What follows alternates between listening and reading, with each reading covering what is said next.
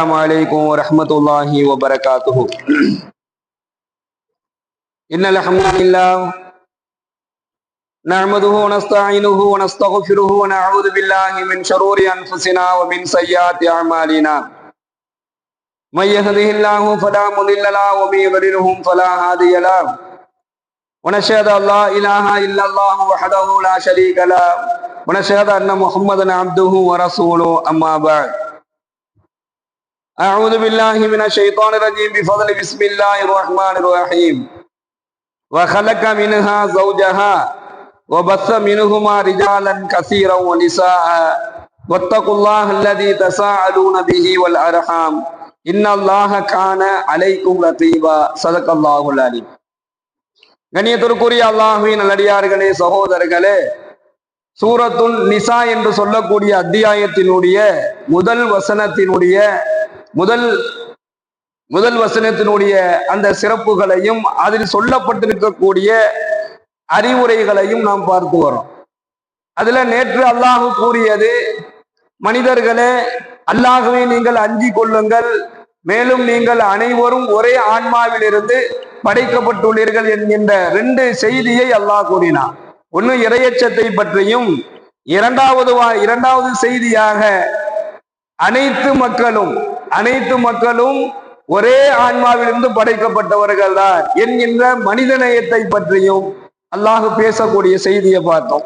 இன்னைக்கு அல்லாஹ் சொல்றான், வஹலக மின்ஹா ஸௌஜஹா வபஸ்ஸ மின்ஹுமா ரிஜாலன் கஸீரன் வநிசாஅ. மேலும் அதிலிருந்து அதன் துணையை அல்லாஹ் படைத்தான். அவ்விருவரிலிருந்து அதிகமான ஆண்களையும் பெண்களையும் அல்லாஹ் பரவ செய்தான். வஹலக மின்ஹா ஸௌஜஹா வபஸ்ஸ மின்ஹுமா ரிஜாலன் கஸீரன் வநிசாஅ. மேலும் அதிலிருந்து அதன் துணையை அல்லாஹ் படைத்தான்.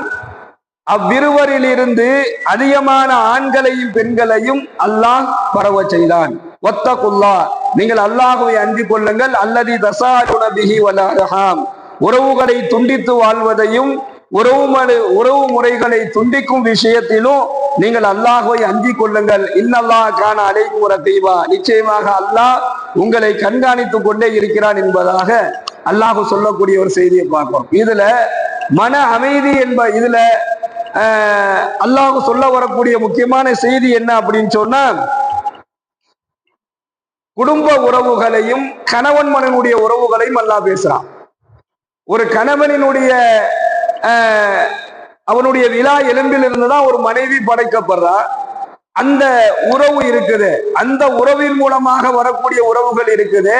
அந்த உறவு முறைகளையும் அந்த உறவுகளையும் அவனுக்கு கிடைத்திருக்கக்கூடிய உறவுகளையும் அவன் எந்த நிலையில் துண்டித்து வாழ்ந்துடக்கூடாது. அந்த உறவுகளை துண்டித்து வாழக்கூடிய அந்த விஷயத்துல நீங்கள் அல்லாஹ்வை அஞ்சிக் கொள்ளுங்கள். உதாரணமாக குறிப்பாக சொல்லப்பட வேண்டும் சொன்னா, கணவன் மனைவியினுடைய உறவுகளை துண்டிக்கக்கூடிய விஷயத்துல கணவனாக இருந்தாலும் சரி மனைவியாக இருந்தாலும் சரி அவர் இருவரும் அல்லாஹ்விற்கு பயந்தவர்களாக இருக்கணும். எந்த நிலையிலுமே ஒரு மனைவி தன்னுடைய கணவனை வேண்டாம் என்பதாக ஒதுக்குவதோ அல்லது ஒரு கணவன் தன்னுடைய மனைவியை வேண்டாம் என்பதாக ஒதுக்கி விடுவதையோ அல்லாஹ் விரும்புறதில்லை. ஏன்னா அல்லாஹ்வினுடைய அரிசி நடுங்கக்கூடிய ஒரு செய்தியாகத்தான் ஒரு கணவன் தன்னுடைய மனைவியை வேண்டாம் என்பதாக அவன் தலாக் சொல்லும் பொழுது அல்லாஹ்வினுடைய அரிசியே நடுங்குகிறது என்பதாக நபிகள் நாயகம் ஸல்லல்லாஹு அலைஹி வஸல்லம் அவங்க சொல்லுவாங்க. அப்போ குடும்பத்தினுடைய விஷயத்துல குடும்பத்தில் போட்டி பொறாமைகள், வீணான சண்டைகள், வீணான குழப்பங்கள், இது எல்லாமே மன அமைதியை கெடுத்துடும். ஆனால் ஒரு கணவன் மனைவியுடைய உறவுல அல்லது இரத்த உறவுகளில் மன அமைதி ஏற்படும். அந்த உறவுகளை துண்டிக்கக்கூடிய விஷயத்துல நீங்கள் அல்லாஹ்வை அஞ்சிக் கொள்ளுங்கள் என்பதாக எல்லாம் வல்ல இறைவன் இந்த வசனத்தின் வாயிலாக ஒரு அழகான செய்தியை நமக்கு சொல்றான். உறவுகளுடைய விஷயத்துல அல்லாஹ்வுடைய கண்காணிப்பு என்பது ரொம்ப வலுவானது. சொந்த உறவுகள், இரத்த உறவுகள், கணவன் மனைவியுடைய உறவுகள், பெற்றோர்கள் பிள்ளையினுடைய உறவுகள், இந்த உறவுகள்ல மிகவும் அல்லாஹ் கண்காணிப்பதில் ரொம்ப தீவிரமா இருக்கான். நம்ம எடுத்து பார்த்தோம்னா தெரியும், அல்லாஹ் தன்னுடைய திருமறையில் சொல்லும் பொழுது, இந்த செய்தியை சொல்லும் பொழுது, கணவன் மனைவியுடைய உறவுகளை துண்டிக்கக்கூடிய விஷயத்துல அல்லாஹ்வை அஞ்சிக் கொள்ளுங்கள். உங்களுடைய இரத்த உறவுகளை துண்டிக்கக்கூடிய விஷயத்துல அல்லாஹ்வை அஞ்சிக் கொள்ளுங்கள். இங்க அல்லாஹ் பொதுவா சொல்லிட்டான், அல்லதி தசாலூன பிஹி வல் அர்ஹாம், மொத்த உறவுகளையும் அல்லாஹ் சேர்த்து சொல்லிட்டான். ஆனால் இந்த மொத்த எல்லா உறவுகளுக்குள்ளேயும் கணவனுடைய உறவு இருக்குது, சொந்த பந்தத்தினுடைய உறவுகள் இருக்குது, இரத்த உறவுகள் இருக்குது, பெற்றோர்கள் பிள்ளைகளுடைய உறவுகள் இருக்குது. இந்த உறவுகளை துண்டிக்கக்கூடிய விஷயத்துல நீங்கள் அல்லாஹ்வை பயந்து கொள்ளுங்கள் என்பதாக அல்லாஹ் கண்காணிக்கக்கூடிய ஒரு செய்தியை பார்க்கிறோம்.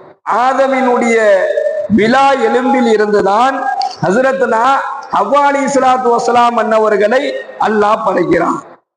அப்போ ஆதம் அலைஹிஸ்ஸலாத்து வஸ்ஸலாம் அன்னவர்களுக்கு அவர்களுடைய எலும்பு துண்டாகத்தான், அவருடைய உடலில் இருக்கக்கூடிய ஒரு பகுதியிலிருந்து ஒரு எலும்பாக எடுத்துதான் ஹஸரத்னா ஹவ்வா அலைஹிஸ்ஸலாத்து வஸ்ஸலாம் அன்னவர்களை அல்லாஹ் படைச்சிருக்கிறான்.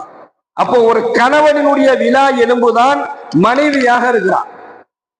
இதை எந்த நேரத்துல சேர்த்து வைக்கணுமோ அந்த நேரத்துல என்ன செஞ்சிருவான், அல்லாஹ் சேர்த்து வச்சிருவான்.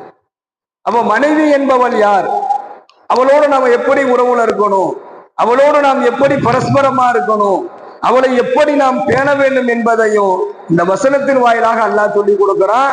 மனைவி என்பவள் உங்களுக்காக வேண்டி உங்களுக்கு கிடைத்திருக்கக்கூடிய மனைவி இருக்கிறானே, அந்த மனைவி உங்களுடைய விலா எலும்பிலிருந்து வந்தவதான், வேற யாரும் கிடையாது. இன்னைக்கு நம்ம நிறைய பேரை சொல்லுவோம், என்னால என்ன செய்யறேன், நான் இவ கூட தான் சகிச்சுக்கிட்டு வாழ்றேன், என் ரேஞ்சுக்கு நான் எப்படியே கல்யாணம் பண்ணியிருப்பேன், என் ரேஞ்சுக்கு நான் எப்படியே இருந்திருப்பேன், ஏதோ நேரம் என்னை வீட்டுல பார்த்து கட்டி வச்சுட்டாங்க அதனால நான் வாழ்றேன் என்பதாகலாம் சொல்லக்கூடிய செய்தியை அதெல்லாம் கிடையாது. இது அல்லாஹ்வுடைய நாட்டம்.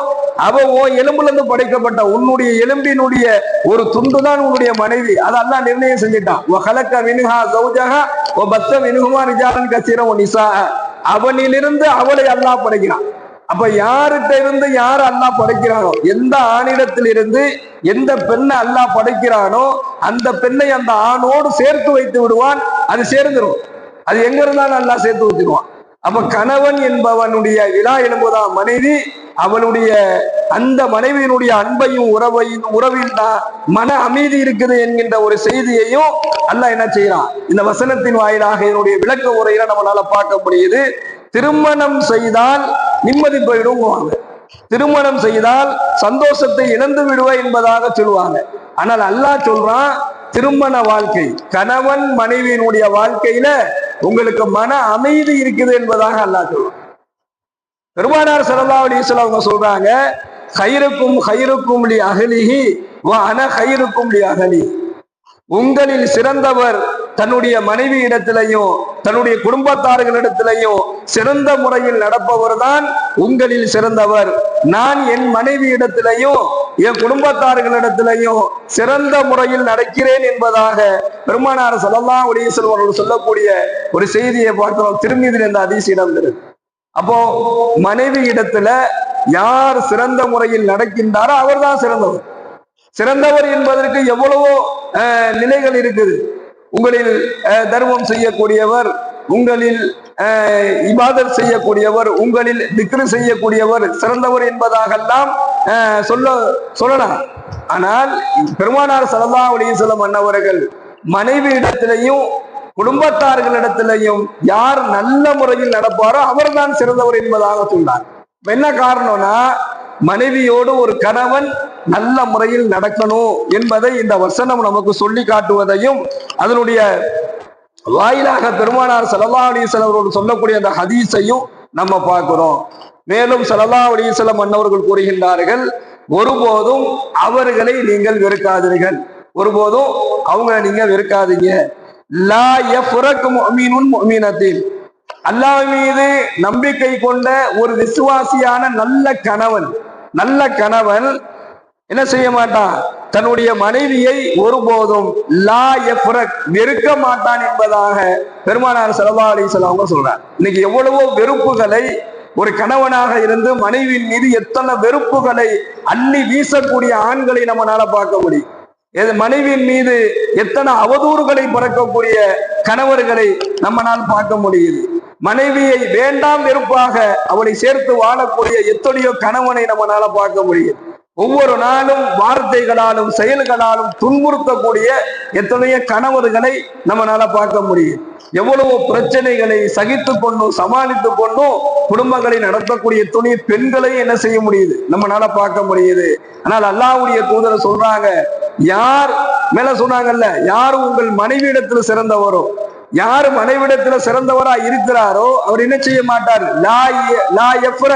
தன்னுடைய மனைவியை ஒருபோதும் அவர் வெறுக்க மாட்டார். எந்த நிலையிலையும் மனைவியை வெறுக்க கூடாது. ஏன் சொன்னா மேல அல்லாஹ் சொல்வதை போன்று அவ ஒன்றிடம் தான் படைக்கப்பட்டார், அவ வேற யாரும் கிடையாது. வேற ஒன்னும் புதுசா படைச்சு அல்லாஹ் கொண்டு வந்து சேர்க்கல. உன்னுடைய விழா எலும்பிலிருந்து அவ படைக்கப்பட்டா, அவளுடைய உறவு விஷயத்துல நீ அல்லாஹ்வை பயந்துக்க அப்படின்னு தான் அல்லாஹ் சொல்றான். அதுதான் அல்லாஹ்வுடைய தூதர் சொல்றாங்க, ஒருபோதும் வெறுக்கக்கூடாது, உன்னுடைய மனைவியை ஒருபோதும் வெறுக்கக்கூடாது. என் கரிக மின்ஹா கொழுக்கன் ரதிய மின்ஹா ஆக, ஒருவேளை அவள்கிட்ட ஒரு குணம் பிடிக்கல, அவள்கிட்ட உனக்கு ஒரு குணம் பிடிக்கல அப்படின்னு சொன்னா, அவருடைய ஏதாவது ஒரு மற்றொரு நல்ல குணம் அவள்கிட்ட இருக்குமே, அந்த குணத்தை கொண்டு அவள் மீது திருப்தி அடையட்டும் என்பதாக பெருமானார் ஸல்லல்லாஹு அலைஹி வஸல்லம் சொல்லக்கூடிய செய்தியை முஸ்லிம்ல பார்ப்போம். மனைவி இடத்துல ஒரு குணம் பிடிக்கல அப்படின்னு சொன்னா, என் கரிக மின்ஹா குலுக்கன், ஒரு குணம் உங்களுக்கு பிடிக்கல அப்படின்னு சொன்னா, என் கரிக மின்ஹா குலுக்கன் ரதிய மின்ஹா ஆகன், வேற ஏதாவது ஒரு நல்ல குணம் இருக்கும்ல, அதை நினைச்சு அவள் மீது நீங்கள் திருப்தி அடைந்து கொள்ளுங்களே தவிர திருப்தி அடைந்து கொள்ளுங்கள். ஆக மொத்தம் அவளை ஒருபோதும் வெறுத்திர கூடாது என்பதை பெருமானார் ஸல்லல்லாஹு அலைஹி வஸல்லம் சொல்றாங்க. மனைவிக்காக வேண்டி மற்றும் தன்னுடைய குடும்பத்திற்காக வேண்டி ஒருவர் தன்னுடைய மனைவிக்காக வேண்டி ஒரு கணவன் செய்யக்கூடிய ஒவ்வொரு ரூபாயும் வீணாக ஆகுவதில்லை, அது தர்மமாக அல்லாஹ்விடத்திலே எழுதப்படும் என்பதாக நபிகள் நாயகம் ஸல்லல்லாஹு அலைஹி வஸல்லம் அவங்க சொல்றாங்க. அது ஒரு கவலம் உணவாக இருந்தாலும் சரி, ஒரு மிடர் தண்ணீராக இருந்தாலும் சரி என்பதாக பெருமானார் ஸல்லல்லாஹு அலைஹி வஸல்லம் சொல்லக்கூடிய செய்தியை புகாரியில நம்ம பார்க்கிறோம். அப்ப இந்த வசனத்துல வகலக மின்ஹா ஜௌஜஹா வபஸ்ஸ மின்ஹுமா ரிஜாலன் கஸீரன் வநிசாஅ, உங்களிலிருந்துதான் அவள் படைக்கப்பட்டாள், அவ்விருவரிலிருந்து அதிகமான ஆண்களும் பெண்களும் பரவினாங்க. அந்த விஷயத்துல, அந்த உறவினுடைய விஷயத்துல, கணவனுடைய உறவினுடைய விஷயத்திலையும் உங்களோட இரத்த உறவுகளுடைய விஷயத்திலையும் வத்தக்குள்ள அல்லாஹ்வை நீங்கள் பயந்து கொள்ளுங்கள். அந்த உறவுகளை துண்டித்து வாழ்வக்கூடிய விஷயத்துல அல்லாஹ்வை நீங்கள் அஞ்சி கொள்ளுங்கள். இன்னல்லாஹ் கான அலைக்கும் ரகீபா, அல்லாஹ் உங்களை கண்காணிக்கிறான் என்பதாக இந்த வசனத்தின் வாயிலாக அல்லாஹ் சொல்லக்கூடிய ஒரு அற்புதமான ஒரு தெளிவான அறிவுரையை நம்ம பார்க்கிறோம்.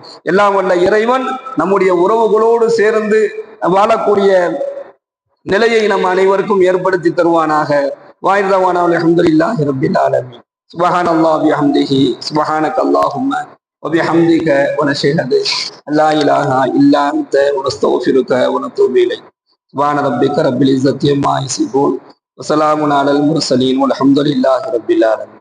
ஸல்லல்லாஹு அலா முஹம்மது ஸல்லல்லாஹு அலைஹி வஸல்லம் ஸல்லல்லாஹு அலா முஹம்மது ஸல்லல்லாஹு அலைஹி வஸல்லம் ஸல்லல்லாஹு அலா